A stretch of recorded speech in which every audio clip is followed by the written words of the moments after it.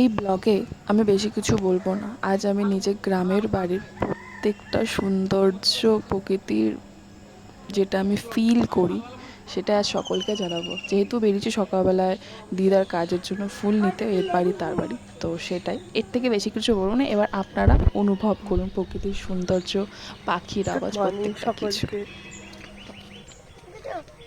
লাল ফুল মনে সেদিন চক বাজিনি, তার মধ্যে এত কুয়াশা আর কি সুন্দর পাখির ডাক।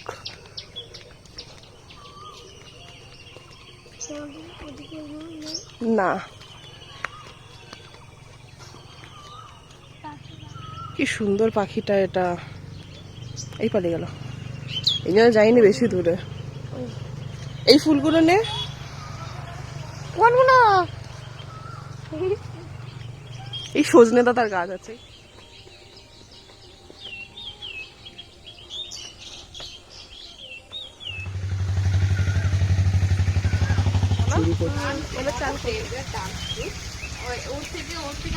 আমাদের রাঁধুনি, একটু পোজ দাও মা।